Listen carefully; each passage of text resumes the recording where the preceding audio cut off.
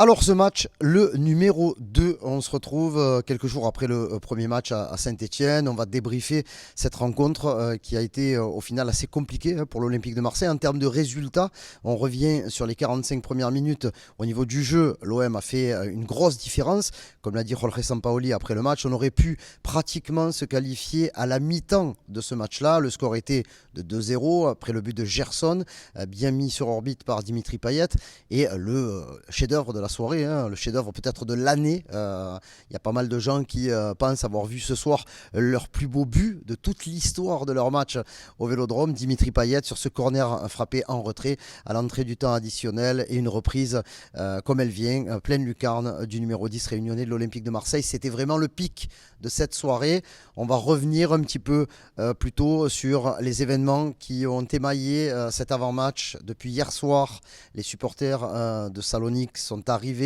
Alors on a eu pas mal de témoignages également aussi au niveau de l'aéroport qui nous expliquaient que les supporters grecs arrivaient par avion et n'étaient pas accueillis par de la sécurité ou de la police. Ils étaient libres à peu près de faire un petit peu ce qu'ils voulaient jusqu'à leur hôtel.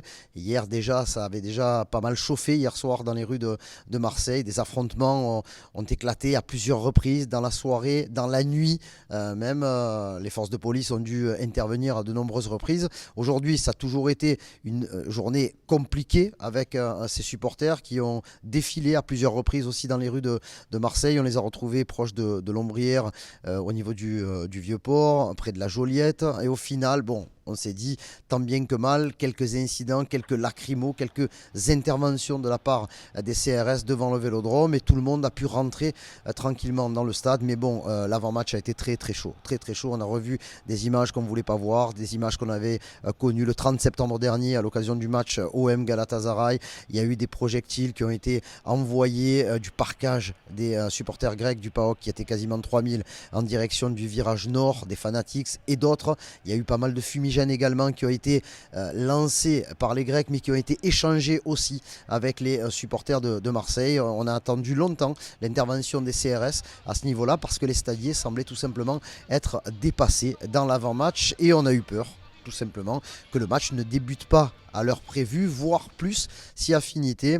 Au final, l'ambiance a été formidable au Vélodrome avec 45 000 spectateurs, des supporters marseillais qui ont joué le jeu du début jusqu'à la fin. L'appel de Pape Gueye, d'Amin Harit a été entendu et c'est vrai qu'on a vécu un véritable quart de finale de Coupe d'Europe. Malheureusement, la fête a été gâchée à la 48e avec ce but de Omar El Kadouri, l'international marocain qui est entré à la pause. On n'a pas reconnu l'Olympique de Marseille entre la première et la deuxième mi-temps. Ça a été plus compliqué. Le PAOK s'est créé quelques occasions. L'OM a relevé la tête, j'ai envie de dire, dans le dernier quart d'heure avec quelques occasions également. Mais le gardien Paskalakis s'est montré assez déterminant sur plusieurs arrêts réflexes, sur des corners, sur des frappes.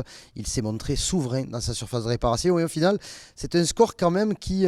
Alors, ça n'est pas une mauvaise opération parce que le score en lui-même reste quand même assez correct et intéressant pour l'Olympique de Marseille qui réussit de belles performances à l'extérieur. Les Olympiens restent sur 6 victoires consécutives, toutes compétitions confondues, mais ils devront être solides jeudi prochain à la Toumba, dans ce stade où il se passe des choses que l'on voit nulle part ailleurs, notamment en Grèce. Grosse ambiance, il y aura des fumis, il y aura des chants, il y aura peut-être plus si affinité, 30 000 spectateurs. On espère qu'il n'y aura pas de supporters marseillais. Quand je dis on espère, c'est parce qu'on leur promet l'enfer. Le coach Razvan Luchescu, le coach du PAOK, a quand même quitté la salle de presse en disant tout le mal qu'il pensait de l'accueil des Marseillais ici aujourd'hui pour ce quart de finale de Conference League.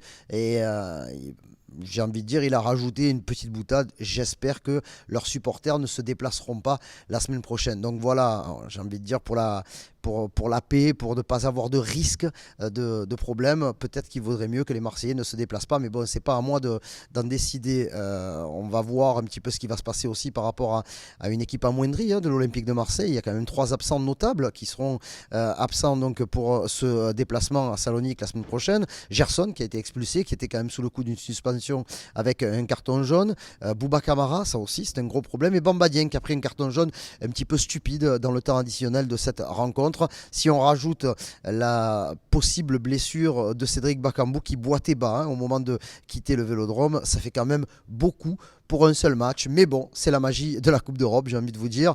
Dimanche, il y aura un match contre Montpellier où il faudra relever la tête, j'ai envie de dire, et rester digne au niveau du championnat pour prendre des points supplémentaires très importants dans la lutte pour la Ligue des Champions. L'Olympique de Marseille qui est bien embarqué dans les deux tableaux. Mais bon, il faudra être fortement solide pour ce match retour jeudi prochain. Un petit mot sur les joueurs quand même. Bien entendu, Payet a été exceptionnel, notamment avec une première mi-temps de très très haut niveau. Une passe décisive pour Gerson et le but exceptionnel dans le temps additionnel. Gerson a été lui aussi très bon. Après, il y a certains joueurs qui ont alterné le bon et le moins bon. Il n'y a pas véritablement de gros flops, même si sur les deux côtés, Paul Lirola et Sead Kolasinac ont connu quand même pas mal de difficultés par rapport aux adversaires du PAOK, une équipe expérimentée à laquelle il faudra se frotter la semaine prochaine. Voilà, j'espère que ces petits moments. Alors, ce match de numéro 2, ça vous plaît, on continue toujours. On se retrouvera dimanche soir après le match de Montpellier pour le numéro 3. On l'espère, toujours avec la banane. Et ici, du côté de la zone mixte du Vélodrome, où on aura la possibilité d'interroger plusieurs joueurs. Bonne soirée, bonne fin de semaine et allez l'OM.